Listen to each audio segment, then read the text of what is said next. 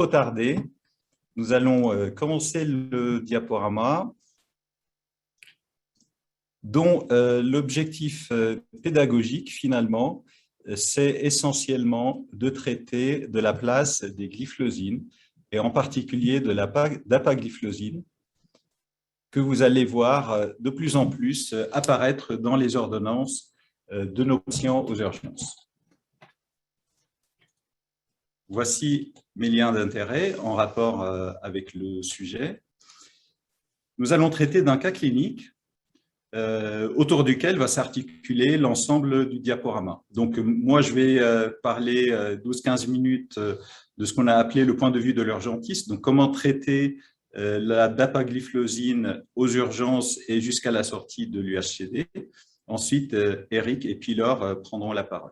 Il s'agit d'une patiente de 74 ans, un cas réel pris en charge le 1er septembre à 18 h aux urgences, que l'infirmier de tri a d'emblée placé en niveau 2 sur l'échelle French, donc urgence vitale. Le motif d'admission est une hyperglycémie et une désaturation à domicile qu'avaient noté les pompiers à 60% en air. La patiente a été mise sous 9 litres d'oxygène et la glycémie a été constatée à 3,2 grammes. On sait qu'elle est diabétique type 2, qu'elle est stentée et qu'elle a eu une amputation du membre inférieur droit. Son ordonnance comprend de la L-tyroxine 20 gouttes le matin, du furosémide, de l'Amlor, de la metformine et de la dapagliflozine à 10 mg le matin, associée à de l'insuline. Voici le reste ici que je vous laisse découvrir. Qu'en est-il de la dapagliflozine, de son nom commercial le Forxiga? Ce médicament a bénéficié d'une AMM sur avis de l'HAS fin 2020 dans son indication dans le diabète type 2. Le diabète type 2 non contrôlé par une monothérapie, donc soit en bithérapie uniquement avec la metformine ou un sulfamide, soit en trithérapie associée à la metformine et un sulfamide ou avec metformine et insuline. Et ensuite, la dapagliflozine a bénéficié d'une seconde AMM fin du premier trimestre de cette année dans l'insuffisance cardiaque chronique à fraction d'éjection réduite chez les patients non contrôlés par un traitement standard optimisé.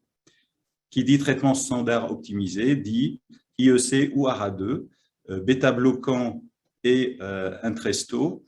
Il s'agit aussi de patients qui ont un inhibiteur du récepteur des minéralocorticoïdes, donc la spironolactone, et un certain nombre d'entre eux peuvent avoir des devices comme des défibrillateurs. Ça a été le profil des patients inclus dans l'étude Princeps de la dapagliflozine, qui est l'étude DAPA-HF, qui a été publiée en 2019 et qui a comparé la dapagliflozine versus placebo chez des patients à fraction d'éjection réduite bénéficiant d'un traitement optimisé. Le critère de jugement primaire était composite. Il comprend la mortalité cardiovasculaire, l'hospitalisation ou la consultation en urgence pour insuffisance cardiaque aiguë. Voici le principal résultat portant sur le critère de jugement. Chez les insuffisants cardiaques à fraction d'éjection réduite, qu'ils soient diabétiques ou pas d'ailleurs, inclus dans l'étude DAPA-HF, la dapagliflozine a diminué de 26% les décès cardiovasculaires, les hospitalisations et les consultations en urgence pour insuffisance cardiaque. Voici le résultat ici portant sur le critère composite. En bleu, la courbe dapagliflozine avec l'incidence du critère de jugement. En rouge, le groupe placebo. Et voici ici le critère du jugement décomposé avec l'hospitalisation d'une part, la mortalité cardiovasculaire et la mortalité toute cause d'autre part. Quel que soit le critère, la différence est significative en faveur de la dapagliflozine.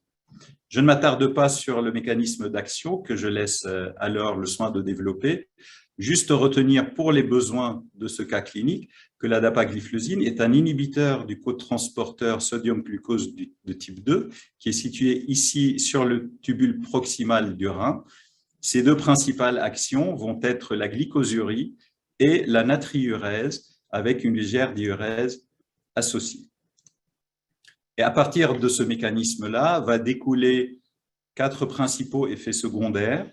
On a tendance à penser à l'insuffisance rénale. Or, l'insuffisance rénale aiguë a été observée plus importante dans le groupe placebo quand elle est sévère, 2,7% versus 1,6% dans le groupe dapagliflozine. Il en découle aussi un effet hypotensif ou de la déshydratation, en particulier chez les patients âgés, facile à imaginer, ou ceux qui prennent aussi des diurétiques. On a observé fréquemment des infections génito-urinaires, de l'hypoglycémie naturellement, et puis il faut faire attention à ce qu'on appelle désormais, alors c'est une notion plutôt récente, l'acidocétose diabétique euglycémique. Alors, comme la dapagliflozine a un effet glycosurique, cette perte de glucose va entraîner une baisse de la glycémie dans le sang et du coup, une baisse du taux de l'insuline. Cette baisse du taux d'insuline entraîne une augmentation du glucagon qui, lui, va accélérer la lipolyse et qui va aboutir à la production de corps cétoniques. La présence de ces corps cétoniques-là donne de l'acidocétose. On parle d'acidocétose euglycémique, ça ne veut pas dire que la glycémie est normale, mais elle est toujours inférieure à 2,5 grammes par litre à cause de la glycosurie induite par la dapagliflozine. L'ESC, dans ses dernières recommandations de 2021, a attribué une recommandation 1A à la dapagliflozine, au même titre que les IEC, les bêta-bloquants ou la spironolactone.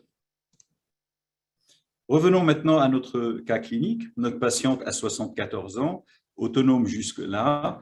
Dans ses antécédents, une cardiopathie ischémique stentée. Elle est obèse avec un diabète type 2 multicompliqué, de rétinopathie, d'insuffisance rénale chronique de stade 4 et puis un mal perforant plantaire qui a été compliqué d'une amputation à un moment.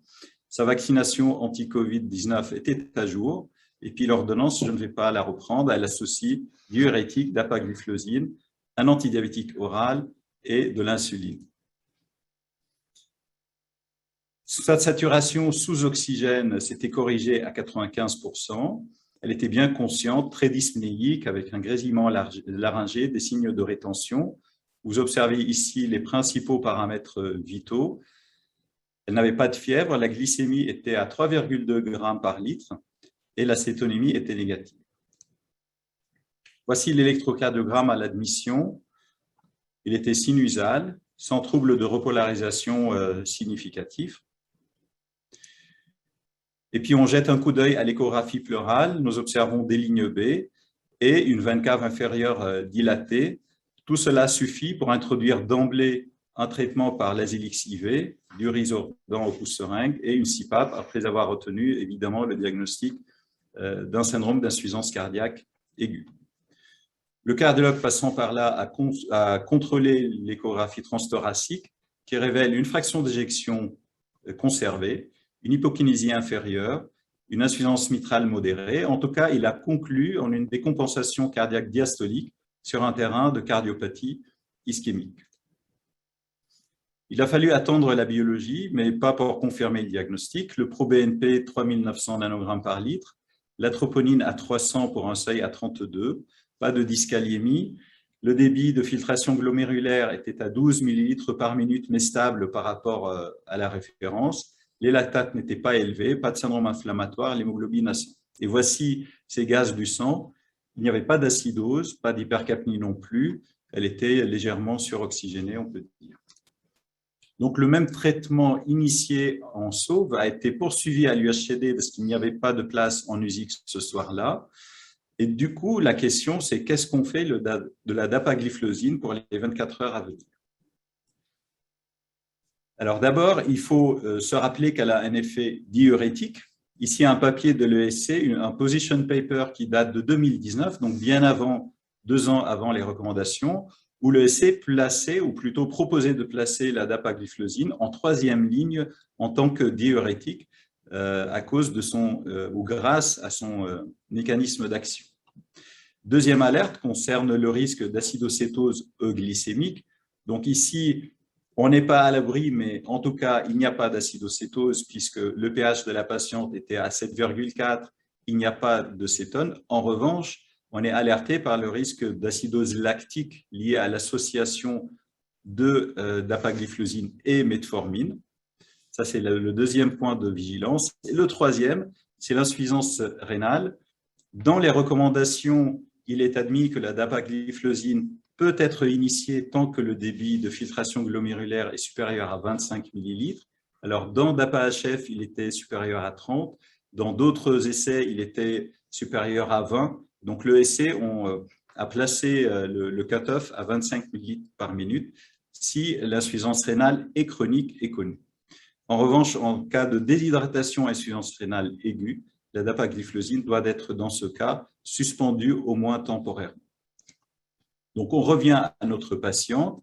Il s'agit d'un OAP associé à une insuffisance rénale chronique.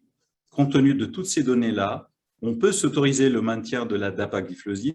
Donc, le lendemain matin, à l'UHCD, elle va bénéficier de ces 10 mg. En revanche, il conviendrait de surveiller la metformine pour le risque d'acidocétose lactique. Et puis, évidemment, garder l'œil, surveiller le risque d'évolution vers l'acidocétose euglycémique qui, lui, est permanent. Pour finir, des nouvelles de notre patiente. Le lendemain, elle était à l'USIC. Le surlendemain, la troponine a atteint un pic à 17 500, qui a conduit au contrôle de sa coronarographie. Elle a bénéficié de 3 stents actifs dans le tronc commun, la circonflexe proximale et l'IVA. Et enfin, le surlendemain, elle a été transférée en néphrologie où elle est préparée pour la mettre sous dialyse.